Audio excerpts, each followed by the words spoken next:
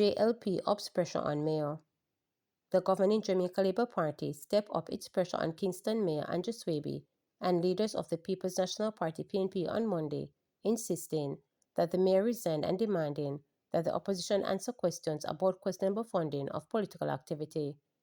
The JLP launched its latest attack at a press conference at the Belmont Road St. Andrew headquarters, at which Senator Marlon Morgan, a member of the JLP Communications Task Force, Member of Parliament MP for St. Andrew West Rural Juliet Cuthbert Flynn, and Senator Rebecca Fitzhedley came out guns blazing at Mayor Swaby, who chairs the Kingston and St. Andrew Municipal Corporation (KSAMC), PNP President Mark Golding, and his General Secretary Dr. Dayton Campbell. Senator Morgan said that, in light of the conflicting statements issued by Mayor Swaby and leaked audio of conversations which have given rise to the PNP KSAMC corruption scandal, the Jamaica Labour Party calls for immediate resignation of Andrew Swaby as Mayor of Kingston, Chairman of the Kingston and St. Andrew Municipal Corporation, and Councillor for the Vineyard Town Division. Morgan said he has seen information in writing concerning a senior member of the KSAMC administrative team on October 30, 2024 at 11:24 a.m., asking a PNP caretaker to ascertain the political affiliation of residents before approving assistance, work and benefits to people in the Kingston Central constituency. He further claimed that on the afforded mentioned date, the member of the KSAMC team provided names and addresses of the people in Kingston Central who had asked for assistance and instructed the caretaker to check them out and get back to her as soon as possible regarding whether they were PNP or JLP supporters. We do not believe that Swaby has any moral authority left and can be trusted to govern the affairs of the KSAMC in a fair, equitable and transparent manner, Morgan added. Following the press conference, numerous attempts were made by reporters to contact Mayor Swaby for a response to the allegations, but his phone rang without answer. In relation to Golding, Morgan suggested that the PNP president was trying to downplay the allegations surrounding the KSAMC as an attempt to create a scandal where none exists. According to Morgan, he has received information that millions of dollars from the KSAMC were expended, including in several Kingston and St. Andrew constituencies, where some PNP caretakers are seeking to become members of parliament when the general election is held. In some cases, some PNP caretakers collected the monies themselves, and in other cases, they sent agents and/or close associates. Therefore, we are not surprised by the bold statement made recently by Lawrence Rowe when he said that the claim by Mayor Swaby that no KSAMC fund were expended to support the political representatives lacks credibility, Morgan noted. Rowe was recently ousted by the PNP as a caretaker for Kingston Central and replaced with retired Senior Superintendent of Police Steve McGregor. The decision by the PNP to replace Rowe led to him taking to various public platforms and making damning claims of corruption against the PNP and the KSAMC. Morgan repeatedly allegations made in leaked voice note said to the conversations between PNP officials and insisted that they are contradicting Swaby's claim that resources were distributed fairly and in non-partisan manner. Morgan also described as contemporaries of the Jamaican people dismissive and downright disgraceful, but not altogether surprising, the PNP president responded to the KSAMC corruption scandal.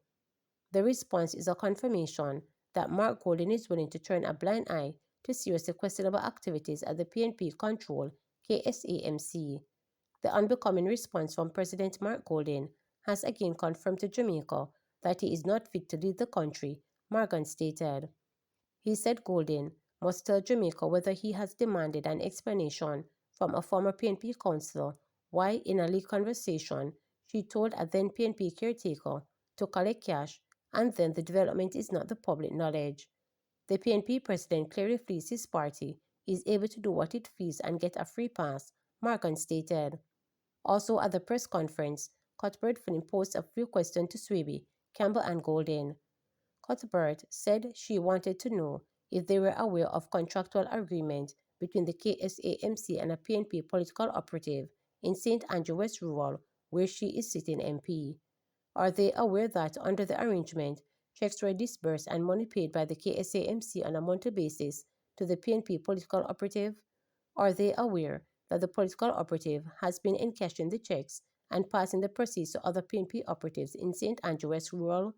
I insist that Mark Golding, General Secretary Dayton Campbell, and Mayor Swaby tell the country whether they are aware of this arrangement and explain why these payments were being made, Cuthbert Flynn stated.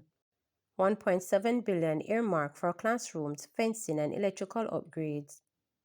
The government will be spending $1.7 billion to construct additional classrooms, install security fences, and upgrade electrical systems at several primary and secondary schools during the upcoming fiscal year. Among the projects listed in the 2025-2026 estimates of expenditure now before the House of Representatives are the commencement of construction activities at 10 high schools to attain various completion rates. The schools are Port Antonio 85%, Aberdeen and Stony Hill 15%, Denham Town 30%, Nain and Newell 60%, New Forest 50%, Westwood 90%, Alberton 100%, and Papine 40%. Electrical upgrade works are expected to commence and conclude at 7 schools, namely McGrath, Homewood, Guys Hill, Spanish Town, Jonathan Grant, Glengarve, Seafort, and Edwin Allen High School.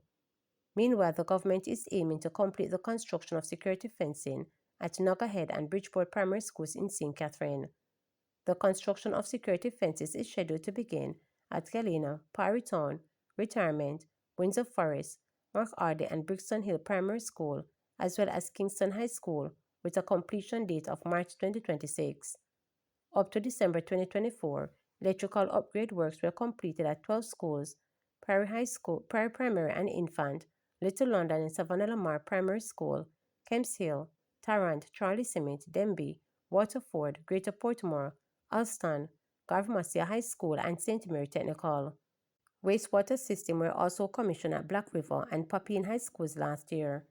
The government also completed expansion and renovation work at Exchange All Age, Norman Manley High Phase 2, Papine High Phase 1, Kingston College, Black River Phase 1 and 2, and Edwin Allen High in 2024.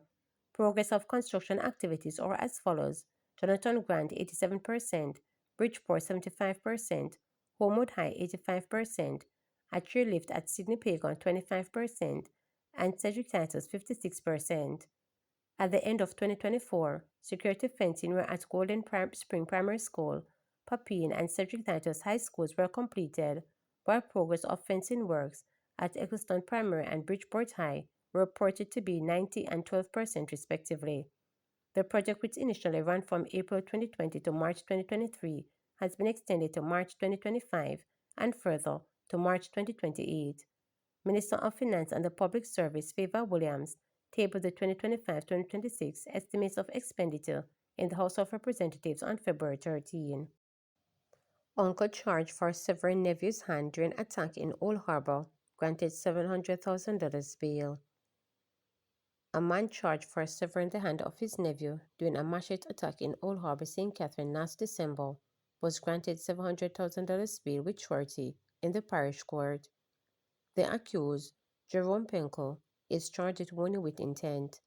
In applying for bail, his attorney, Kemma Robinson, told Senior Parish Court Judge Desiree that his client acted in self-defense.